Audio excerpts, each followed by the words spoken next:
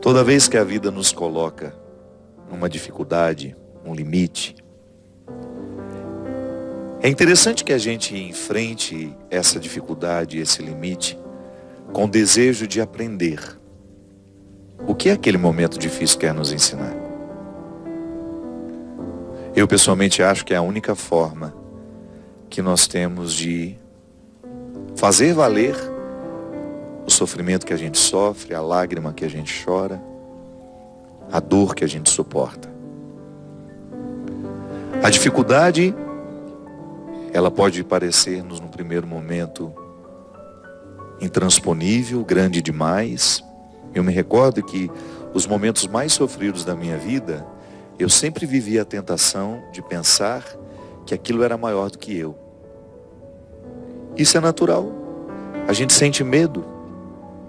É um instinto, ou melhor, é um sentimento que primeiro nos ocorre no momento da dificuldade, é o medo. E tudo aquilo que faz parte do medo, a insegurança, é humano.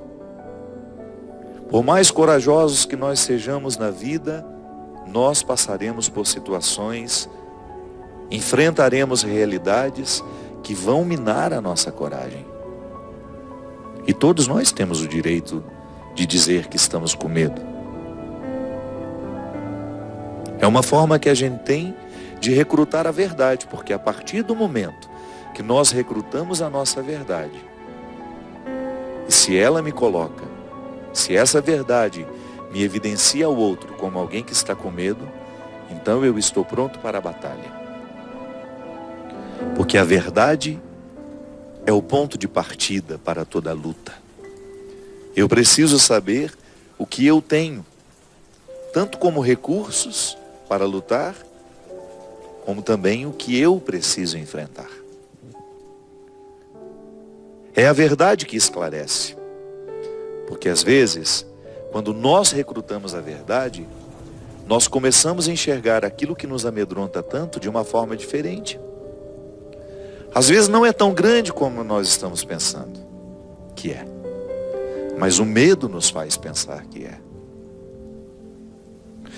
Eu tenho uma forma de interpretar, que inclusive está no meu livro, O Discípulo da Madrugada. Aquele momento que Abraão precisou viver no Monte Moriá, quando ele entendeu que Deus estava pedindo que ele sacrificasse o seu filho Isaque. Eu sempre fiquei muito incomodado com essa passagem. Sempre achei estranho que Deus, um Deus de amor, possa pedir a um homem que sacrifique o seu filho Isaque. Para demonstrar-lhe amor, para demonstrar-lhe fidelidade. Há outras formas. Há outras formas de demonstrar isso. Cometendo um assassinato para demonstrar que sou fiel a Deus. Eu vou cometer um gesto que é pior do que ser infiel.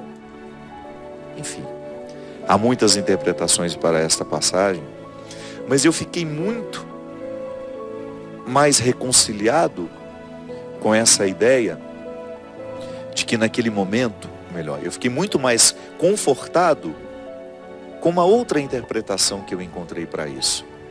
Que o que na verdade Abraão tinha naquele momento era medo. E porque ele estava com medo, justamente o que lhe ocorreu?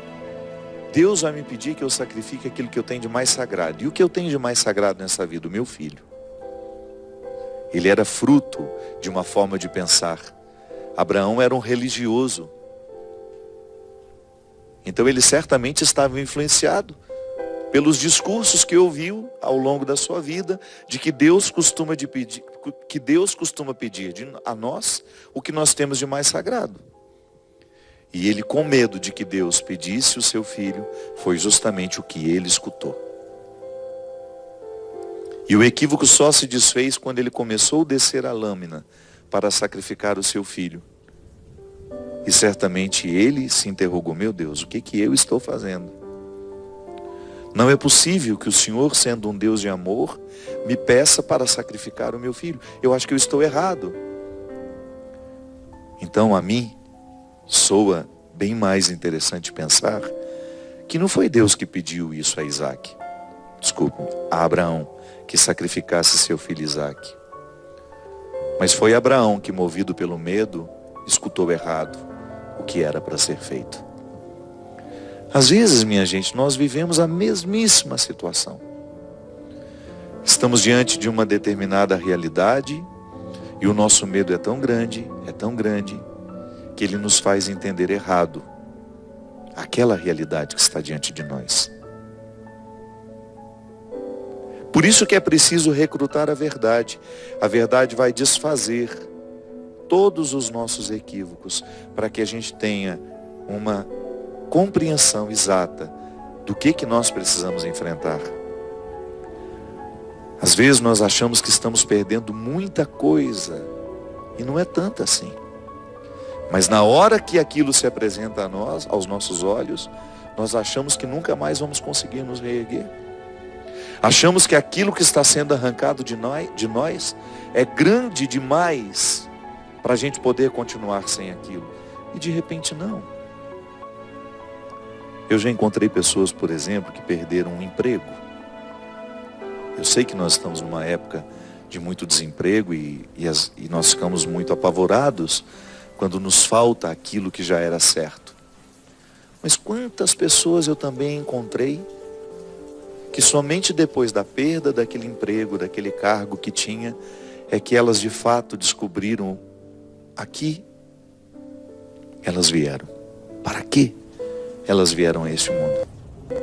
Estavam presas, amarradas naquela rotina que não se modificava nunca, pararam de recrutar o que tinham e de repente se acostumaram com o pouco que estavam se oferecendo. Porque às vezes nós temos uma ilusão de que nós oferecemos aos outros, que esse é o primeiro passo. Não é não, esse já é o segundo.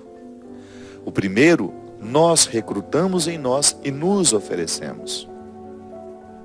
Tudo aquilo que eu posso como pessoa, eu recruto diariamente e ofereço a mim, porque eu sou a primeira instância que experimenta o que eu posso, todas as minhas possibilidades. Ainda hoje tuitei sobre isso, né? Que o amor próprio é um recurso da nossa inteligência emocional que não nos permite fazer comparações com os outros. Olha para aquela pessoa, como ela é muito mais bonita do que eu, como ela é muito mais inteligente, como ela é muito mais capaz. Isso é injusto demais. Não é justo você olhar para o outro e comparar-se. Porque o outro, ele nunca vai ser como você, porque ele é outra pessoa. E você nunca vai ser como ela, porque você é outra pessoa. Agora, ocupe-se do que você pode se oferecer. Pare de prestar tanta atenção no que o outro já ofereceu de si e depois ofereceu aos outros, e você vai descobrir o que você pode descobrir dentro de você. E o amor próprio é justamente esse primeiro movimento, é a primeira instância do amor, que eu pessoalmente gosto de compreender como um presente que Deus me deu. Santo Agostinho fala isso de forma tão sofisticada e simples ao mesmo tempo. Ele nos amou para que tivéssemos amor com que amar. Então, o amor próprio é essa primeira reserva de amor que nós recebemos, que funciona como uma espécie de imunidade espiritual afetiva. Eu faço uma experiência de amor comigo. Eu me cuido, eu tenho preocupação com a minha saúde, eu tenho zelo pelo meu corpo, eu tenho zelo por aquilo que entra no meu ouvido, que vai influenciar a minha mente. Não faço questão de guardar mágoas, rancores. Por quê? Porque são sentimentos estragados, que não edificam. Então eu tenho respeito por mim.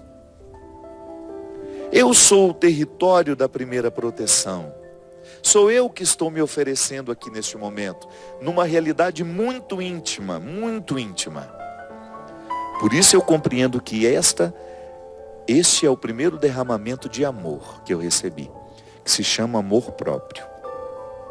Neste amor próprio, Deus me ama, me protege, me resguarda, me dá coragem para enfrentar os que desafiam a minha dignidade, aos que não querem me interpretar como alguém de valor, Então esse é o primeiro momento em que eu estou recolhendo tudo aquilo que é próprio, tudo aquilo que faz parte da minha idiosincrasia. Uma palavra difícil, né? Idiosincrasia, o que é isso? Tudo aquilo que diz respeito a mim, tudo aquilo que diz respeito ao ser que você é, as suas características, as suas possibilidades, os seus limites. Então, nesta primeira experiência de amor próprio, eu crio este círculo de proteção. Eu me amo porque Deus me ama. Deus me ama e vai me ajudando a me amar também, a me acolher, a me recolher.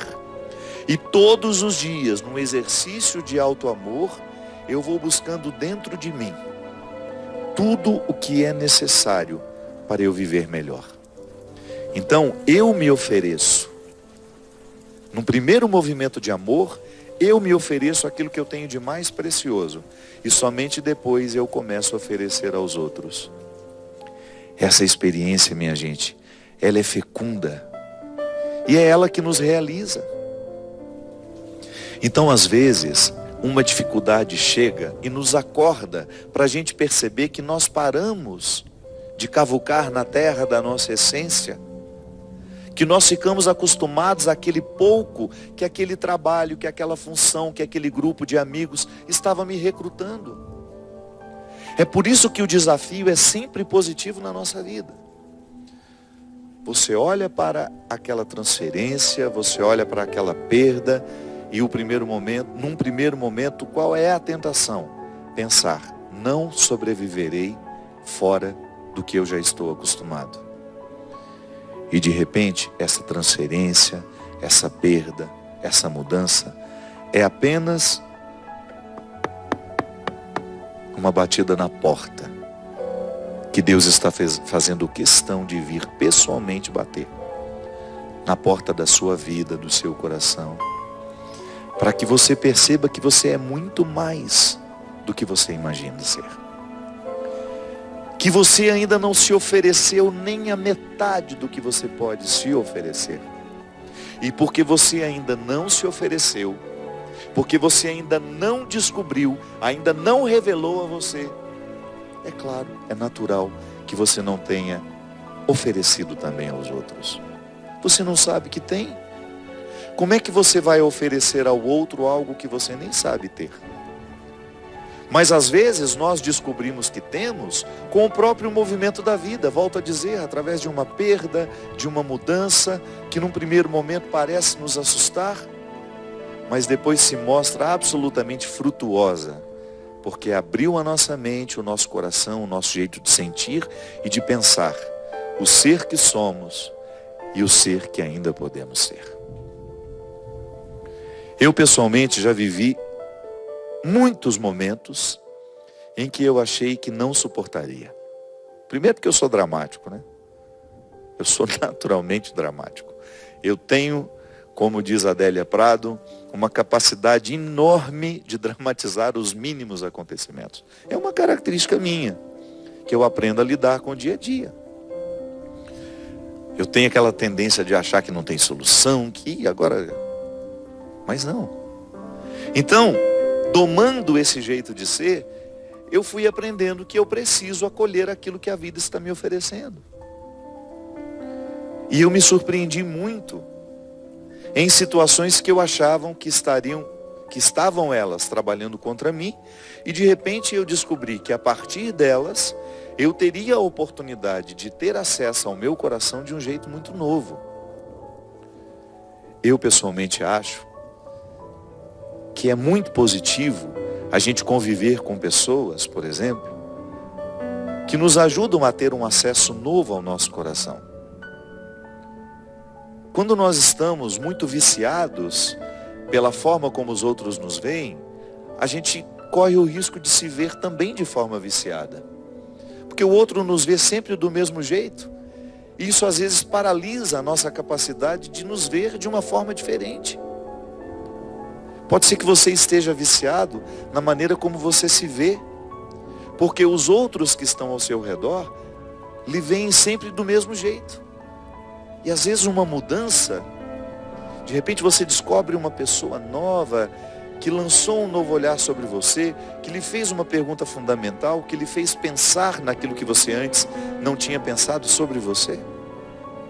É tão interessante quando nós cavamos na terra do coração e descobrimos que ali há novidades que foram vistas por uma outra pessoa que estava de fora.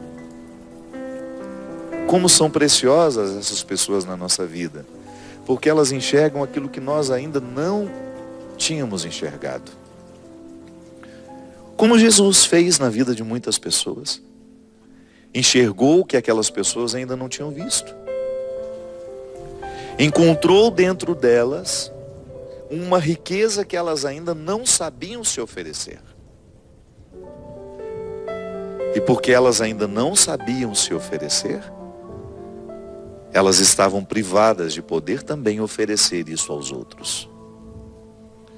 Por isso, não tenha medo das suas dificuldades, não tenha medo das suas perdas, não tenha medo dos seus conflitos. Tudo isso que num primeiro momento pode parecer contrário a você, pode ser uma feliz oportunidade, um bom acesso àquilo que você ainda não sabe sobre você. Há uma força que ainda está oculta e que virá à tona à medida em que você permitir que a própria realidade conflituosa lhe ajude, lhe motive a buscar o que você não sabia possuir. Permita que a dificuldade de hoje, o sofrimento de agora, a lágrima deste momento, lhe conduzam à sua mais profunda verdade. Lá onde estão os seus valores, lá onde estão as suas qualidades, e que talvez você esteja esquecido delas. Lá onde estão as qualidades que, de repente, pelo seu jeito de viver, pela sua forma de construir a sua vida, a sua rotina, você acabou se esquecendo que possuía. Nada pode nos empobrecer mais do que nós possuirmos riquezas e não termos à disposição essas riquezas. Nada pode nos empobrecer mais do que sermos proprietários de grandes riquezas que desconhecemos. Dentro do coração há tantas riquezas, há tantas pedras preciosas, mas é preciso buscá-las. Não basta tê-las, é preciso utilizá-las. Não basta ter riquezas, é preciso saber instrumentalizar tudo isso. Às vezes, minha gente, nós precisamos só de acordar. E às vezes este acordar está intimamente ligado a uma mudança, a um desconforto que nós precisamos enfrentar. Eu gosto de dizer que o nascimento, ele não acontece uma única vez na vida. Eu vim ao mundo porque fui expulso pelo ventre da minha mãe, que, movido por uma sabedoria biológica, me colocou para fora. Chega, já passou o tempo de estar aqui. E que bom que eu fui expulso. E depois precisei enfrentar muitas outras expulsões do ventre da vida. Quando eu achava que já tinha encontrado o meu lugar, as contrações chegaram, os acontecimentos me expulsaram e eu precisei buscar uma nova forma de ser o Fábio. E como isso nos enriquece? Quando você percebe que a vida, em movimentos de contrações, está expulsando você daquela realidade, daquela situação, antes de lamentar, pense na possibilidade de que essas contrações, essa expulsão, lhe proporcionará uma nova forma de ser você. E isso é absolutamente maravilhoso. Ter a oportunidade de ser você de um jeito novo. Isso é como nascer. Isso é como renascer. Você se dá a oportunidade de viver uma nova experiência com tudo aquilo que já foi aprendizado antes. Então eu estou aqui, vivendo este momento presente, mas com as experiências que eu trago de outros renascimentos, de outras oportunidades que eu tive de ser expulso para me adaptar a uma nova situação, uma nova realidade, por mais doído que fosse aquela expulsão, por mais doída que fosse aquela expulsão. É assim. A vida não será diferente aí na sua casa. Essa regra vale para todos nós humanos. Você pode observar que as pessoas mais interessantes que você encontrou pela vida são aquelas que souberam administrar bem os seus conflitos, as suas lutas, as suas dificuldades. Porque são os conflitos, são as dificuldades, são as expulsões que vão nos amadurecendo. Nós vamos descobrindo novas formas de ser quem somos a partir das dificuldades.